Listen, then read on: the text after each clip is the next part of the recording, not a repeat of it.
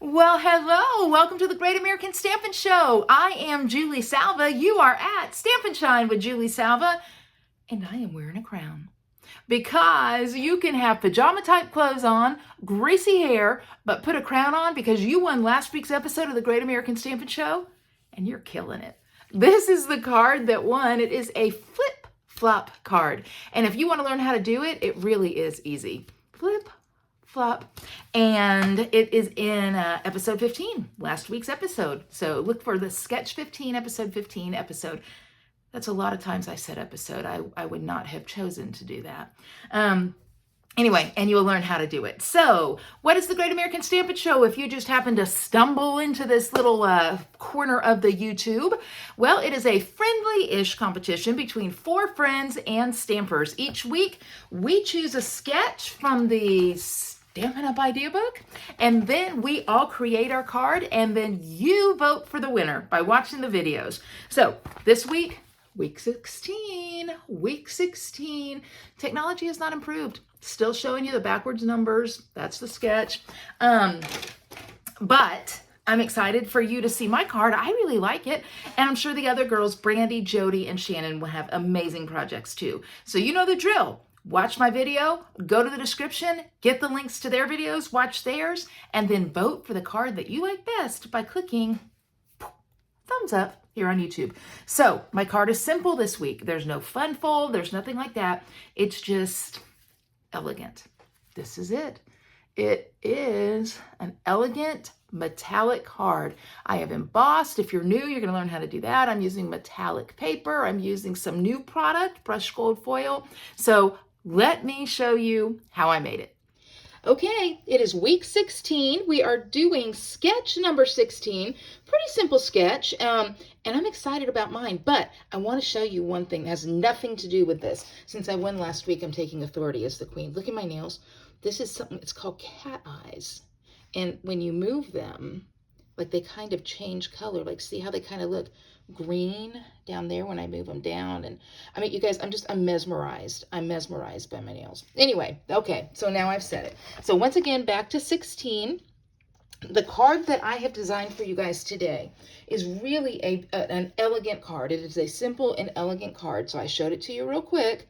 This is what we're making. So hang with me. So I've got my real red card base. I've cut it to 4 1/4 by 11. Just going to do a little bit of a different fold. It is certainly, I wouldn't classify it as a fun fold. I mean, it's, it's okay, but it's just a different fold. So 4 1/4 by 11. Then I have cut a mat, and I've cut this to 4 by 5 1/4. And I have dry embossed it with the Snowflake dry embossing folder. I don't even know if they call it a dry embossing folder, but that's what it is. Now, I will tell you that this has been out of stock. It may be back in stock. I'm not sure. I should have checked, but I did not. So that's the kind of service you've grown accustomed to here. Subpar at best. So I am going to go on and put my mat on the card. You know, I like doing sometimes a tone-on-tone mat. You can still see a little bit of the interest there. I just like doing that. Okay, now here's where some fun is getting ready to come in. I'm using the gold metallic from the Season of Green and Gold Designer Series paper. And if you look on the other side, you'll see it's just like some leaves that kind of look like hearts, just a random pattern. But I've just taken this green and gold. I love red and gold. Love it. It's one of my favorites. And then this is a piece of the brushed gold foil paper. This is an online exclusive. In fact, it just came out today, I think. It's a pack of silver and a pack of gold. So it's, let me see if I can get it where you can kind of see you can see it a little bit. There's a little bit of texture on it. So it's not quite as smooth as like you can see that pretty good. It's like a regular gold foil, or any foil. So I'm going to use the gold, and I'm going to go on and adhere this piece from the green and gold specialty paper, which, by the way, I cut to 3 by 4 1/2. And I'm going to put that on the brushed gold. The brushed gold I cut to 3 1/4 by 4 3/4. Okay, 3 1/4 by 4 3/4.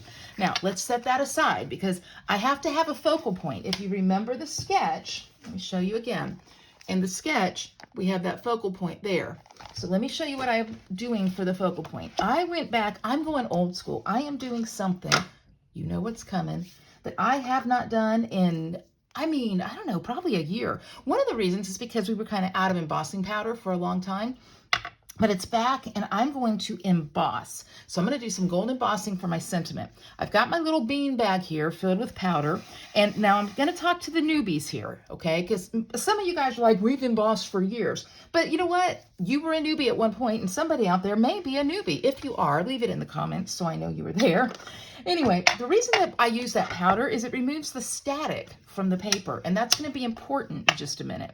Then I'm going to take Versamark. Now, Versamark is a watermark stamp pad. I think it is the very best out there. I think it is the best brand, and I think that that is the only one I will use when I do embossing. If you were to touch it, if you're a newbie, I know you're like, Julie, that is disgusting. When you first get it, I wish I had a new one here. It's white. I mean, it's clean. But the consistency of it is almost like a Vaseline and baby oil combined. That's what it feels like. And so as you put your rubber stamp on it, it pulls the dirt off of it and stuff, and that's why it changes color. But it still works fine, okay? This is just the sign of a well-loved Versamark pad. I'm going to stamp my image. You'll see what it is in just a minute. I'm kind of surprising you with it, I guess. I'm using the Christmas labels, the stamp set. This is the stamp set, okay? And I'm using Merry Christmas to You. So I'm going to stamp it here. And just push down with my fingers, okay? Now, the reason it's called a watermark, if you look, I think you might can see a little bit of it, of the Christmas, is because if I were to stamp this, I'm going to do it real quick for you.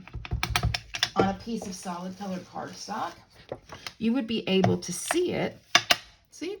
Because it takes on the hue of that cardstock. So I will tell you, Versamark is actually a really great purchase if you don't have a lot of ink pads, because I could call it the magic ink pad. It is an ink pad that is going to take on the color of whatever paper you're stamping it on, hence the watermark part. But what it's also going to do is it's going to grab onto this embossing powder like it just did. Isn't that neat? Now, you may or may not know, even my veteran stampers may not know this, but embossing powder is simply made of plastic that has been ground down really, really finely. And so the reason that you want to know that is because that's why it melts. My newbies are like, it melts? What do you mean it melts? I'm going to tell you. But before I do that, tip. I've got my embossing powder in here. This little Stampin' Up! Tray has a nozzle there.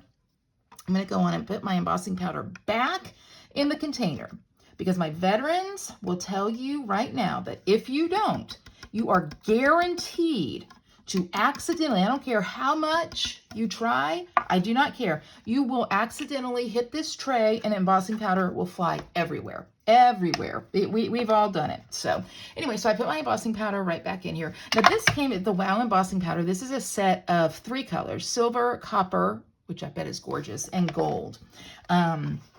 There's also a set that is black, white, and clear.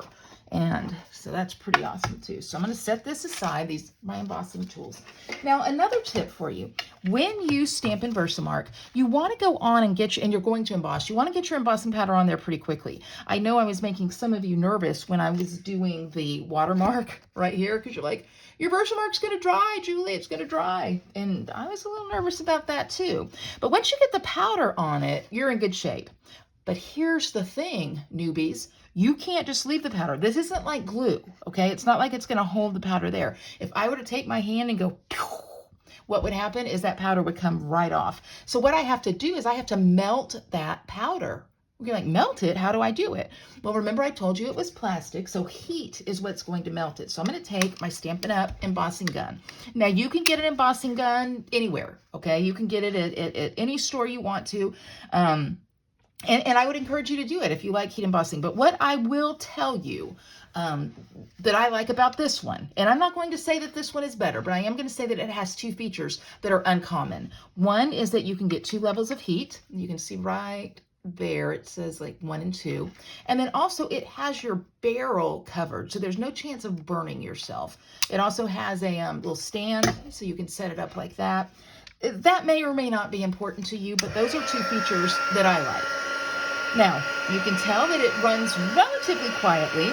If I knew how to edit this video, I would take the sound out right now, but I don't know how to do that. And if I knew how to do this really quickly and speed it up, I'd do that too, but I don't know how to do that either. So, you guys are gonna hear the embossing gun, and you're gonna see it start to melt. A tip, this is hot, so your paper could warp. Go up from the bottom and then back to the top. I want you to see the S is starting to turn to you. Oh, that's turning. Mary is turning. And when you see this in real life, if you've never done it before, it's going to be your very favorite thing. Your very, very favorite thing. By the way, let me just call a spade a spade. I know that my lighting is not the best. And amongst all the things that I don't know how to do, setting up appropriate lighting is one of them. But you guys know I teach the young adults in my life group at church, and one of the youngsters knows how to do it. He's going to come out and set me up. So you can anticipate improvement very, very soon. So I've done Merry Christmas to you. And then what I'm going to do is take, oh, I left it in my other room. That's okay. I'm going to take the matching Christmas labels dies, and I am going to die cut this out. Now, I will show you the other ones, okay? So you've got that. You've got this one. I'm going to tell you something. When you use this one, you better talk nice to it because it is cantankerous. This one. And then the die that I would use to cut out Merry Christmas to You, which, by the virtue of modern technology, I've already done. But look how pretty that is with that embossed. Oh, look at that. Look at that. You can see how it catches. Oh, it's just so pretty.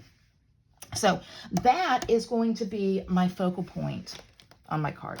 So let me start pulling some things together. Now, this is where I wish I had a beautiful gold ribbon. I really do. We do have some vanilla satin, which is nice, but it's a little bit too big for this. So I pulled out, oh, let me move that. I'll try to get a little more light here. I pulled out one of the striped hologram pieces of ribbon, a scrap that I had, because the cool thing about the hologram is it's going to take on the colors that it's working with. So these stripes make this look like it's got some gold to it. So, and again, this is just a scrap, so I'm not quite sure if it will be long enough. This goes against my don't freak out, you know, give yourself plenty of long ribbon. In this case, I would have given myself more long ribbon, a longer piece of ribbon than this. But this is the scrap I have. So, but on the sample project that I'll show you, I've got a really long piece of ribbon. So that worked good. All right, so I'm just going to tie a bow. Look at that. See, now you guys see. Now you see why I'm like, don't cut too short of a piece of ribbon. It's just going to run you nuts. Because what is happening right now? I'm run nuts. This is what it looks like. Okay, this is what it looks like. So I have a bit of a bow going here. Actually, it's just kind of a, I don't know, it's kind of a fun little new ribbon thing. Maybe we should call it the Julie. The Julie. There's only one bow part, but that's kind of cute. And now we know that it came about because the ribbon was too short. That's okay. All right, so that's going to go there. This ribbon, I will tell you, is out of stock right now. It will be back though. Okay, it will be back. So I'm gonna go on and put dimensionals on the back here. Okay, pop that on right there. I'm gonna slide that down just a little bit. Now in the sample, in the sketch, remember the sketches are inspiration. This was up there. Okay, I don't like it there. I want it right here, and I want it off to the side a little bit. And as you know, I've told you guys this before, I can do what I want because it's my card, right? The sketch is just a suggestion, and I think you can see when you watch all of our videos that we all kind of interpret them in a different way. So I'm going to put my focal point in a different place. All right, and I'll put that right there. And I think it's a little crooked. Let me pull that up just a bit. There we go. Okay, and there's my card. I want to show you the one that I did ahead of time because the bow is so much prettier. Okay, there we go. So we've got some beautiful metallic. Look at that, how the light picks it up. Some beautiful metallic there. It's very simple. It's very elegant. And that's where I'm going to leave it. I had actually pulled out some gems to use, the gold self-adhesive sequins. But I'm like, no, it's too much. It's too much. So here's my card. What do you think? Well, I hope you like that card. And thank you so much for watching. So here it is one more time. So pretty. Oh, look at that shine. It's so pretty. Get it? Shine? Stampin' Shine? Anyway, go and watch all the other videos. Vote for the video that you like the best. And hey, if you like this video or you like this YouTube channel, share it so that more people can join in on the fun and foolishness that I am guaranteed to bring. Also, I'd love for you to join my email list. We send out weekly tutorials for the 12 weeks of Christmas, and you don't want to miss those. And join my Facebook community, Stampin' Shine with Julie Salva. I appreciate you stopping by. I hope I earned your vote. But if not, I'll see you next week and try again. Have a fantastic week. Bye-bye.